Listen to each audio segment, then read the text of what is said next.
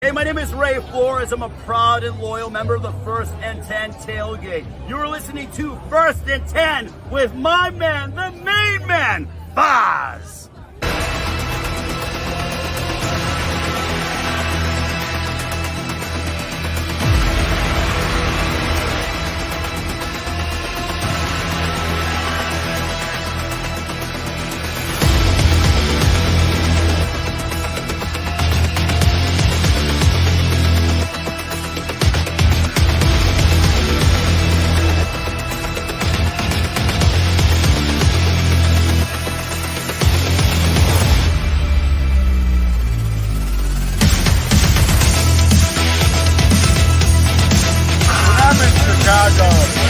Always the Foz.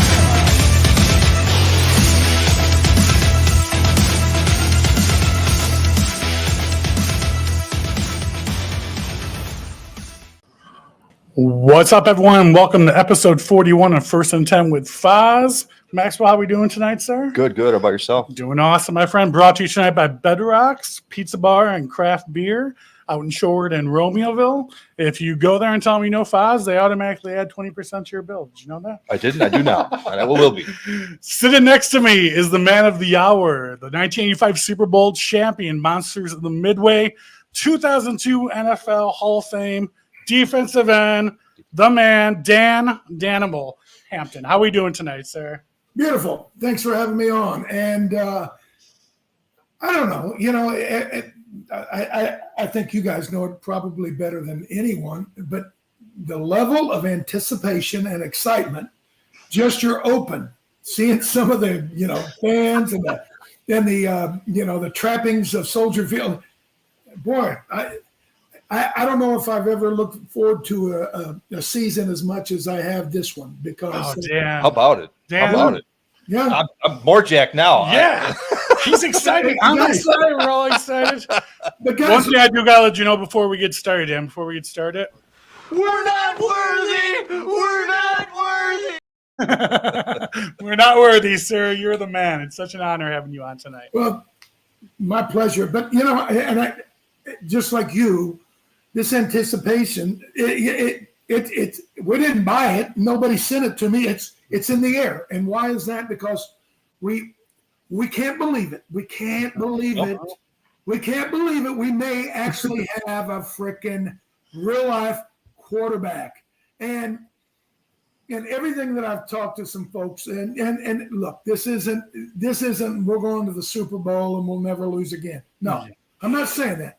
I'm just saying, I've been around this franchise for 40-something years, 45 years. We've never had anything close to this. And so with that, obviously with some of the different things that happened in the offseason, the draft pick of not only, Williams, but Odunze and then, getting Williams, it's going to be really, really hard to not just be chomping at the bit once the month of September rolls around. Honestly, Dan, it's July and I'm chopping at the bit. I mean, both our baseball teams didn't do much, so we're all just so ready in Chicago. We have nothing else going on in Chicago sports. People are wetting themselves now just to get going here, let alone September. I think it'll be at a fever pitch by that point. But think about it, guys. There's 32 teams in the NFL. We've been around as long as anybody, 105 years, I think, 104 years. We've never had a 4,000-yard quarterback. Yeah, it's everybody else, even that also ran junk teams like Jacksonville, they've had it. But we don't know. We've never had a 30-touchdown quarterback. How about the fact that Jordan Love topped our all-time passing in the season last year over Eric Kramer? His rookie season starting, man. I know it's hard out there, my friend. It's hard out there. But the whole thing is, I'm not a hope and change guy. I'm a plan guy. Yes. And the plan, you've got to put people in the proper positions and groom them and train them and blah, blah. And you know what? There's a lot of reason to believe that, there's a lot of good things going on. And, let's just jump into it. Shane Waldron, the offensive coordinator. Now, Luke Getsy was here for 2 years, and it was miserable. And I know Luke, and I don't want to, just pound on him, but just didn't work. Beyond that, You know, a lot of times you're trying to make a square and put it in the round hole, all that nonsense. Well, there was so much going on. And come on, we got to go back and talk about Justin Fields. You know, I wanted him I wanted to believe. Who didn't, man? Who was ready for another quarterback change? Nobody. I think just in general, Justin was such a likable kid, and he worked. I don't think anyone debated whether he worked hard or not. It just didn't work. We all wanted it to work. We all still wanted it to work, but it just didn't. There's reasons why it didn't work, and for whatever reason, you got to think about quarterbacks. He had 38 starts. He only had one 300-yard game. Yep. You know, I mean, even last year when we went, 4-3 the last 7 games, and everybody's going, "Oh, we're going to be a player." He never threw for more than 1 touchdown in a game. Oh. So why? Because there is a conundrum that good quarterbacks, are having to deal with on a year-to-year, game-to-game basis, and it's about knowing how to solve the riddle of defenses. And a lot of that means not only throwing accurately against them, but knowing where to throw and knowing when to get rid of the ball and anticipate. And that's the 3 things that we will see with Caleb Williams that we've never seen before. Somebody throw with anticipation, with foresight about how to read defenses. You know, and we're not here to beat up people, but the quarterback should call protection. There's no other reason just to say, "Hey, I'm locking the door," just to kind of, you got to call protect. Well, Justin Fields is, Dan, can you remember a season ever in your career going back that there's a more anticipated Chicago Bears? Oh, no. Well, maybe the year after the Super Bowl, because everybody's got we're going to do it again. And my God, we had the best record in football, but we didn't get to the the playoffs with a quarterback. And I think we all know how important that is. Yeah. But now this isn't going to be all Caleb Williams all day, 24/7. Now it's got to be the team. Yeah. Looking at some of the things they've done, especially in offense. Cole Kmet now signed up. They've done. I got to tell you, and I know that the big long, lead into drafting Caleb Williams. We're all going, what's he painting his fingernails? What's he doing with the pink foam? All this crazy crap. Stupid. We're all saying it to ourselves. You know it. I know it. Yeah. But all that being said, I think there's a method to his madness. He wants to be outlandish. Okay, whatever. You know what the best thing for him is? And it's winning. Winning football games for the Bears. That's all that matters. No, because there could be a finite end to that, because you've seen certain players have success and then kind of go crazy and fall off the planet. No. Rome Odunze is going to be his monitor, his sponsor, or whatever you want to call it, because he was raised in a different environment. As you know, Williams was a movie star since he was 10 years old, whereas Odunze, he worked on a farm for his grandfather, and he comes from more of my background, which is, the hard work angle, and he's going to basically go, yeah, Caleb, you're great, yeah. You're going to come in the room with me, and we're going to watch film. We're going to lift. You're going to go out there and work out, and you're not going, down to hit, Rush Street or wherever the hell everybody goes today. You're going to stay here with me. We're going to watch some Seinfeld reruns and go to bed. But I'm just telling you, there's so many different things that have kind of happened, and maybe it's part of the plan. I told you, hope is not a great game plan. You need to proactively have an orderly system about how you want to go about achieving success.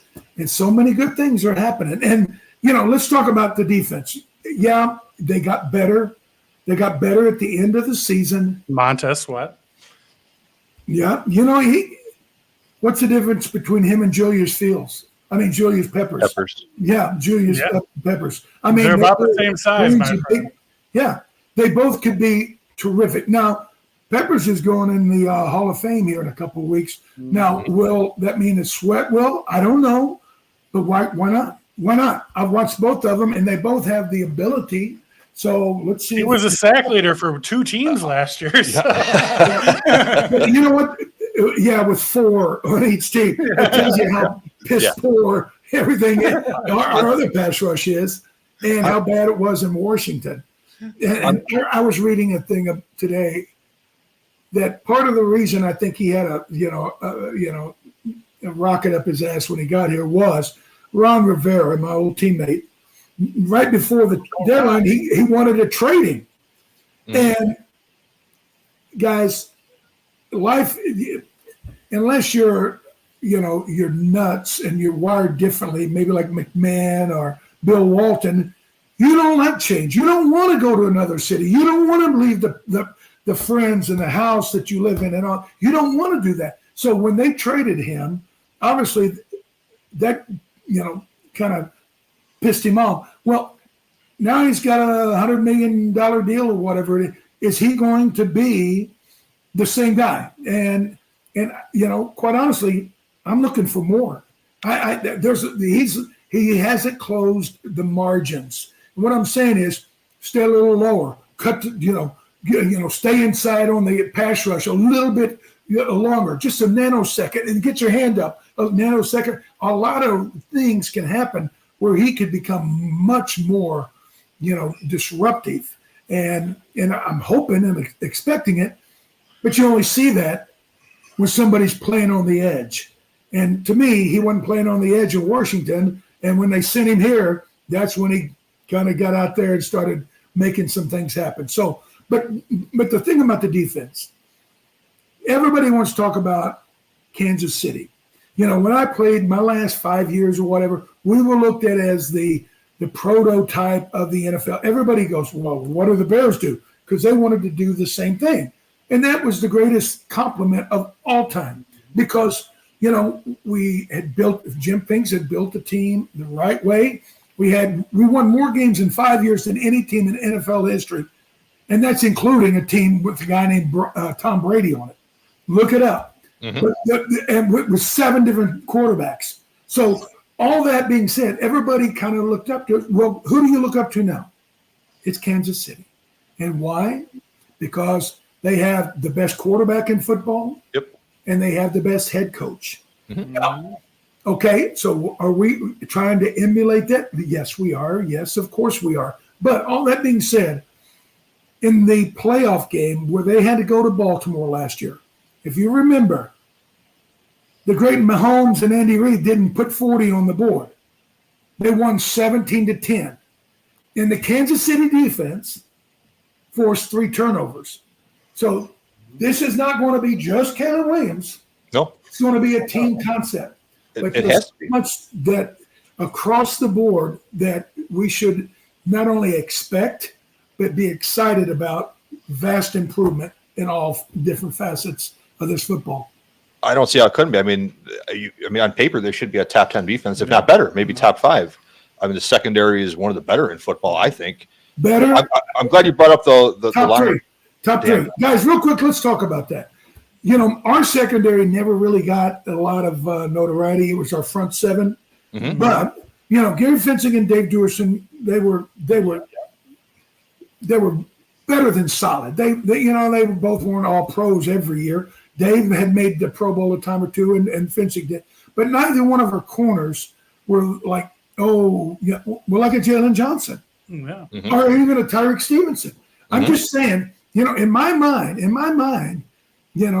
I think Tyreek's going to be the strong safety in a year or 2. Yeah. But for today, you put Brisker and the kid they got from where'd they get it from?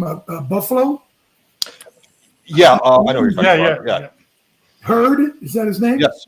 Hurd. Yeah, Hurd.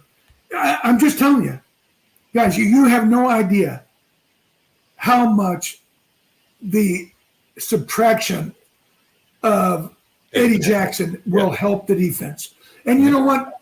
We're all friends, okay? So you really can't throw your buddy out and hang him out to dry and say he's horse shit. But they had to that's one thing that I told Eberflus when I saw him. I said, how, I want to be happy to see it, but how can you play Eddie Jackson and look at me in the eye and act like, you're actually playing the not best only team. help the team, but help the salary cap, all the money that was freed up when we got rid of Eddie Jackson. The guy made almost 5 times more than I did my whole career. And anyway, the point being is they are going to be so much better. And Brisker, obviously, he was nicked up the last half of the season.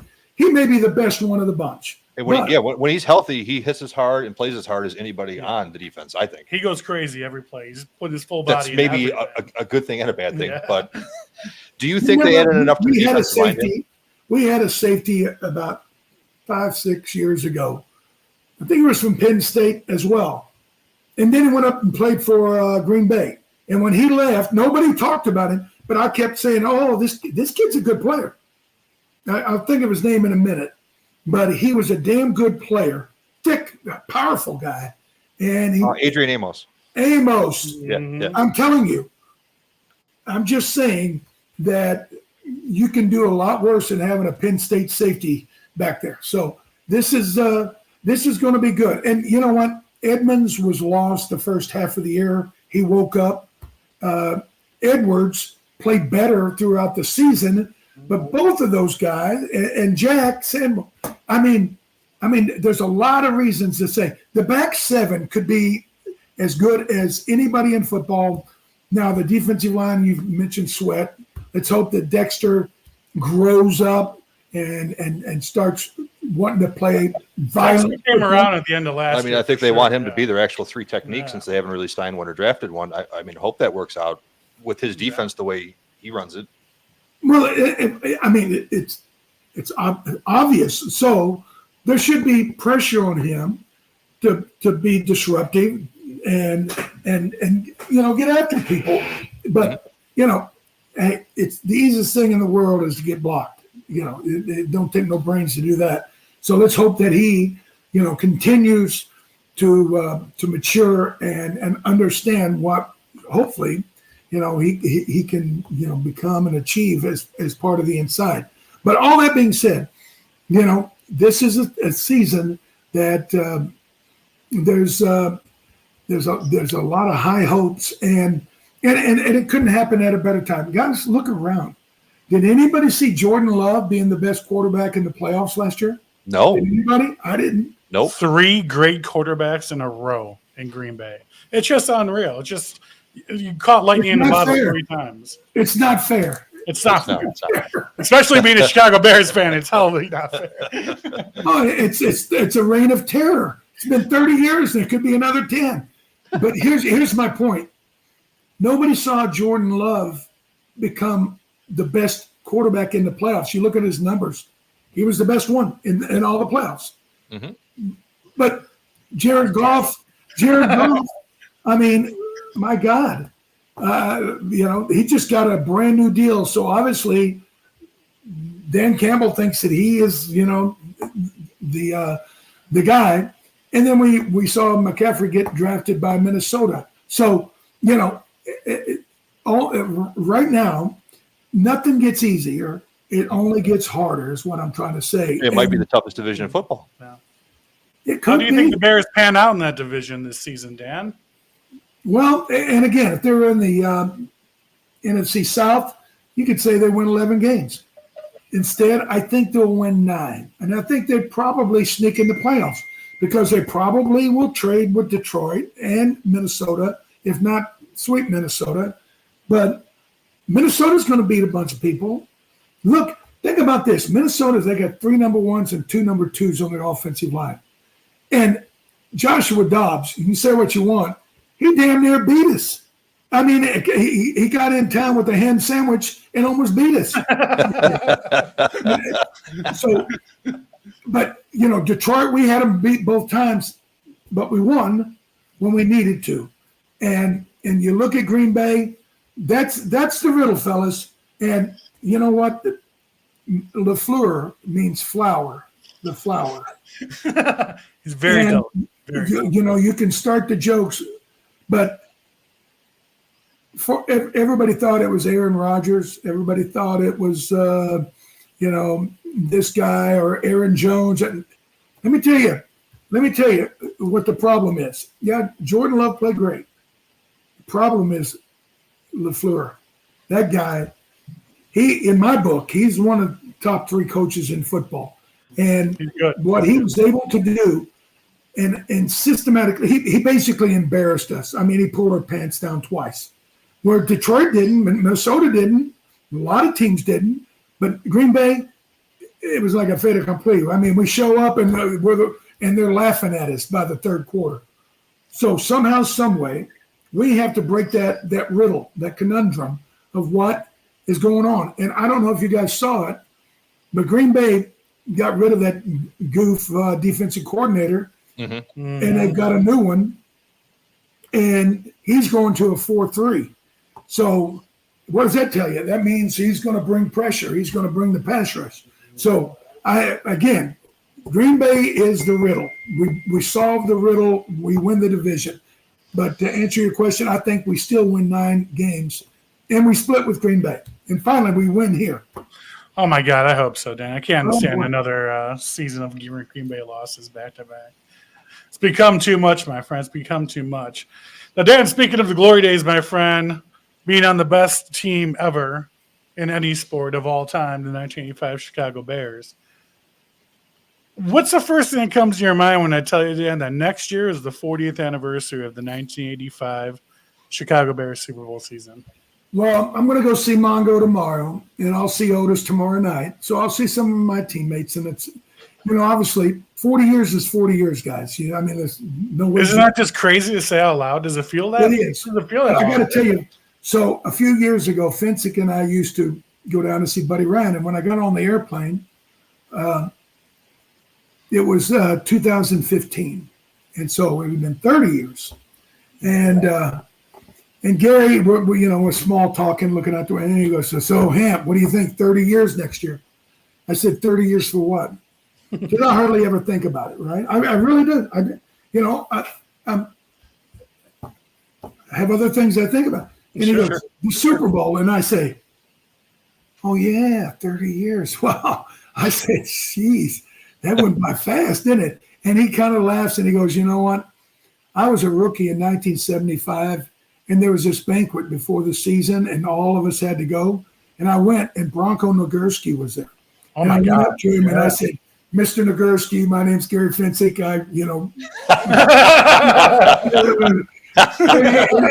And Bronco goes, shit, that was 30 years ago. Nobody remembers.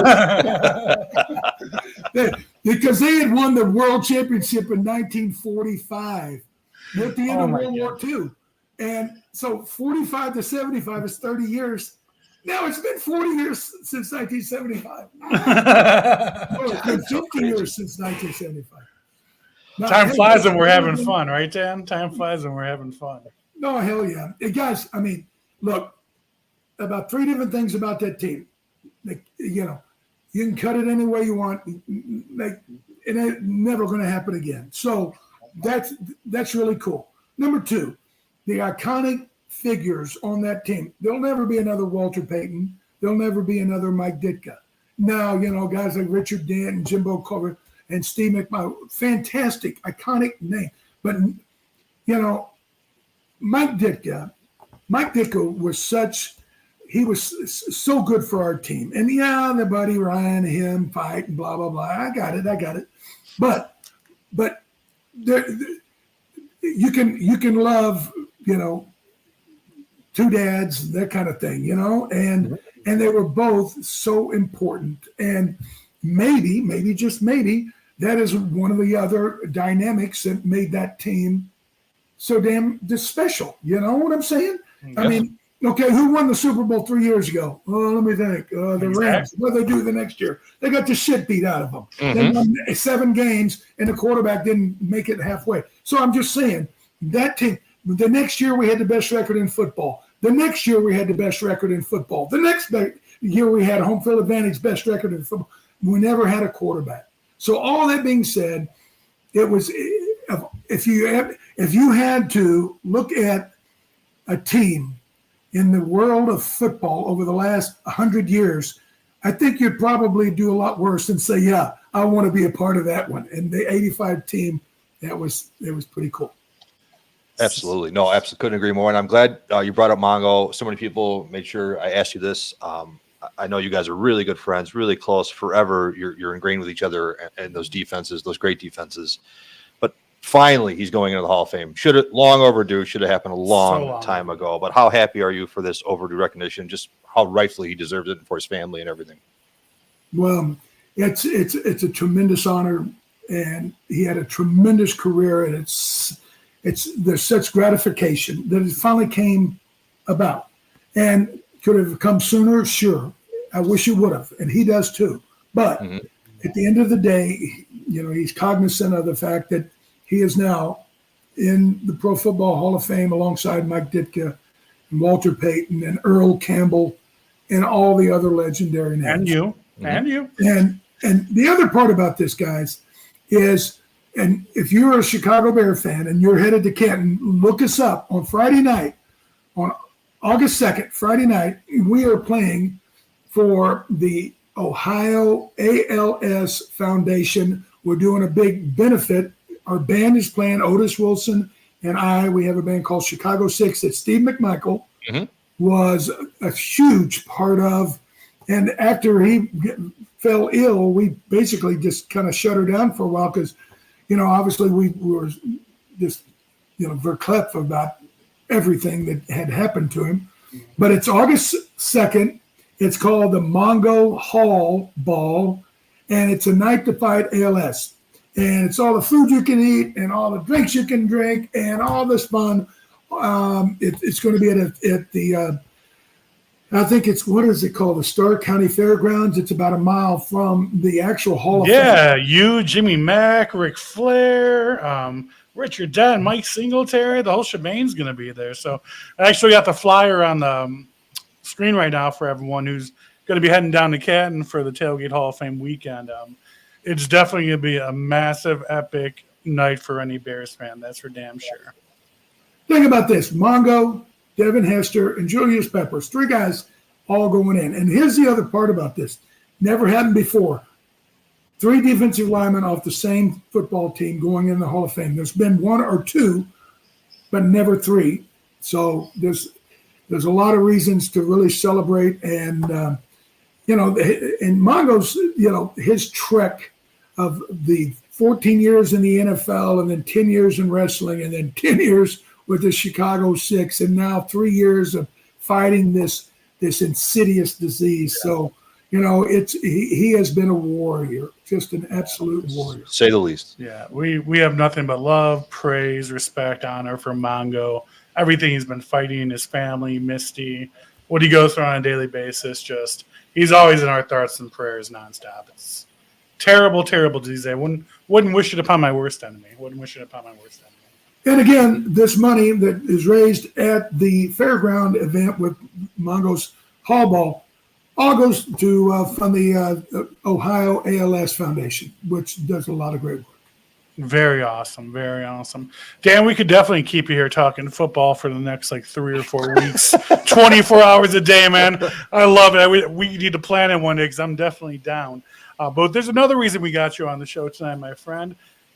Some partners started a new hydration drink called EpickL Hydration, and there's a little bear story behind that involving the one Mr. Sweetness. You want to talk about EpickL and the new company and what's been going on with that? Well, a gentleman by the name of Bob Golias came to me years ago, and we talked, and I told him the story about, in preseason, obviously, you don't really practice that much in the sense that, it's not like a game where you're playing 80 complete wipeout plays.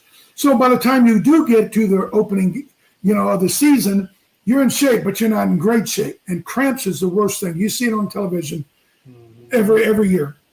Anyway, if you're, a player like Walter Payton, you don't want to miss 1 play or 10 plays or a season because of, torn muscles or pulled muscles. He would have a huge jar of pickle juice in his locker. And he said, oh, yeah, it drives away the crayons, because it's an amazing hydration aid. And so we got together and we came up with EpickL, and it is a fantastic product that you can also mix with other libations. It's also I wasn't going to ask about it, but maybe I will. Yeah, couple picklebacks, a few bloody Marys. Yeah. The next day, you don't feel so good, have some of this, but it has 10 times the electrolytes of Gatorade, has 0 carbs, 0 sugar, and it is fantastic stuff. You can get it at Benny's. Bob was telling me it's like 4 Gatorades in one bottle, pretty much, right? Is that what it is? Like the hydration of like 4 Gatorades in one? Absolutely, but 10 times the electrolytes. But all that being said, you can get it at Benny's. You can get it at pretty much any store. Yeah, I saw it at Pete's the other day and picked some up Market, just in Benny's case Beverage I have a few too many this weekend. I'm going to have one. I picked up a couple. There you go. If they don't got it at Benny's, it ain't worth drinking. People come in and they love to drink this stuff. Amen. Hey, true story, Dan. I had a few drinks the night before I came to see you at Willowbrook at Pete's, and I had no idea what EpickL was or whatnot. I know that I should have grabbed a drink on my way there, though, because I was thirsty as hell. And then Bob's there, and he's slinging EpickL. He's like, this is the most hydrating thing in the world. I was like, God damn, I need that right now. I drank a little bit of the fruit punch one. The fruit punch one's my favorite, man. And, dude, I was feeling good, dude. Hell yeah, it's awesome. I love it. Hey, Dr. Feel Good. All we need now is a medicine wagon. Definitely going to be using Bloody Mary and maybe some Jameson picklebacks here down the road, my friend. So it's available at Benny's, available at Pete's, and then we can actually go on to GetEpickL.com. Bob hooked up all the viewers tonight with the promo code. If you go to GetEpickL.com, 25 off is the promo, and you get 25% off your purchase. Like I said, I'm a fan of the fruit punch one, but for you guys, the lemonade one's awesome. There's a vanilla one, a regular one. So I like them all. I don't promote shit I don't like on my show. I tell you guys that all the time. But this is the shit. If you like pickles, man, it's right up your alley. It's right up your alley. Well, Dan, I appreciate you coming on tonight, man. The honor is beyond anything in the entire world, dude. Such a pleasure to have you on. Hopefully we can do something like this again down the road, my friend. Good luck in Canton with Chicago 6. Good luck with EpickL, man. I know it's going to kill it, and we appreciate you coming on, sir. I'll tell Mongo that we were on tonight, and hopefully he can catch us. Hell yeah, man. Appreciate Hell you. yeah, brother. Go Bears. All right, go Bears. Bear down, Dan. Thanks, Dan. Thank you, sir. Did we just have Dan Hampton on the motherfucking podcast? That is so awesome, guys. I was a little nervous coming in because just, you're talking to somebody that's in the Hall of Fame. It's completely telling this out of school. 2 seconds in that conversation, I relaxed beyond belief. Yeah. He's just so awesome, Sloyd, man. Yeah. Dude, we had one of the original Da Bears on the show. Da Bears.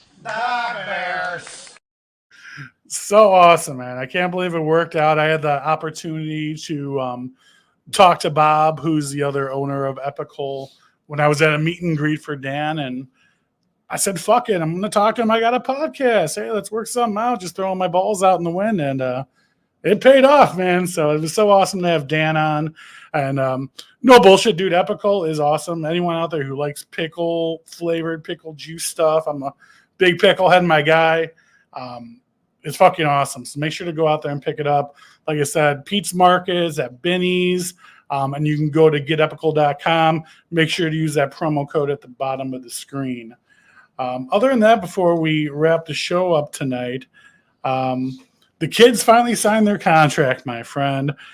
We got Roma Dunze 4-year, $22.7 million, and a nice little $13 million signing bonus. Mm-hmm. Along with Caleb. Now, there had to be some drama involved in that. Did he really sign? Did he not sign? Some wording about the franchise tag. He is officially signed. It's all done with. 4-year, $39 million guaranteed, $25.5 million signing bonus, man. Sure. I think it's all slotted. It's all CBA bargains. So, there's no real negotiation other than some wording in the contract. So, It was never a worry that he wasn't going to sign. It was just a matter of when. He doesn't have an agent anyway. Supposedly, he was doing a lot of negotiating himself. So. Yeah, exactly. It was. I think I get it. Like, training camp's almost here. You want your guys signed. You want your guys ready to roll. I get it. Summer training, I've been listening to a lot of Bears podcasts. ESPN, stuff like that, and they had the quarterback coach on, and I was able to catch a really nice segment talking about Caleb and how he's been in summer camp and everything like that. And they were laughing because everyone on the show agreed. We're like, I've never heard a player be like that, but apparently everything the coach asked him to do, he agreed and just said, okay, why? Just so I understand. They said he wants to understand the in and out of everything that they're planning to do. He said players are just so trained to just do what the coach says, don't ask questions, just do what you're told. But he's really trying to learn the infrastructure of everything and question the coach and try to understand the reason why they're doing things. And everyone's saying they're having such a good feeling about him as a leader on this team going into this season. I think by all accounts, he's been meticulous by nature, and that's what you want. You want a guy who asks questions of his coach. Why are we doing this? And that keeps the coaches on their toes too. It's like that in any job. I don't know if you ever trained anyone. I've trained people, but you sit there and you're training people, and they're looking at you and they're just nodding, and you're like, you just assume they're getting it, and then they say, "Okay, I got it," and then they go to do it and they fucking fail. Mm-hmm. When you don't ask questions when learning something, that tells me that you're not trying to learn or you don't care what's trying to be taught to you. Mm-hmm. So again, when I heard that segment, I kind of thought about it in a real life perspective. I was like, that's awesome, man. That's exactly what you want to see out of any employee model character in any situation. So definitely was a big green flag for me. Other than that, guys, the shows are going to start coming up more frequently with stuff going on. We have Hard Knocks starting here in a couple weeks. I think the first week of August. I think so. Super excited to see what's happening in those episodes. See everyone's banter, the relationship. Really want to see Eberflus behind the scenes. We got to see him in the Detroit one when he was on Detroit and Indianapolis. I'm sorry, Indianapolis. Mm-hmm. And he was amazing behind the scenes here. So a lot of people are questioning us keeping him and him remaining head coach. So really want to see that behind the scenes stuff he's been doing. Other than that, it's time to head to Canton, dude. Hall of Fame weekend, like we were talking about. Devin Hester, Mongo, Julius Peppers all being inducted. Like Dan was talking about, there's going to be a party Friday night, the Mongo's Hall Ball, Fight for ALS. Dan and Otis Wilson are getting the band back together for the Chicago Six. Mongo, Steve McMichael used to be part of that band too. A lot of old classic rock, bluesy, jazz type stuff. Saw their videos online, very cool. On top of that, so many Bears celebrities, pretty much anyone Bears affiliated in Canton is going to be at that party. I think it's $150 a person to get in, which isn't too crazy. No. I will not be at that. I will be sitting my ass in a lawn chair, drinking beer, eating food at the Tailgate Hall of Fame Summer Bash all weekend long, from Friday all the way through Sunday. Bunch of tailgates get together for the Tailgate Hall of Fame, ran by the Blue Crew, Hans, a bunch of other different tailgates from around the league. So always such a good time. It's going to be our third year there as First and 10 tailgating, so definitely looking forward to it. Other than that, guys, we got 50 days today until the kickoff of football. And I don't know about all you guys, man, but we are stoked to get back to football season. This summer has sucked with every baseball team, Sox or Cubs, no matter who you're a fan of. And we've had nothing to watch. No. So Hard Knocks and the beginning of preseason football and 50 days till the official kickoff on Thursday Night Football, guys. So it's right around the corner. Pay attention to the page. I'll be posting stuff soon about the next episode. Appreciate you guys tuning in tonight. Such an awesome show having Dan Hampton on. And you guys know how it goes at the end of each episode. Bear down, baby. Thank you. And go Bears!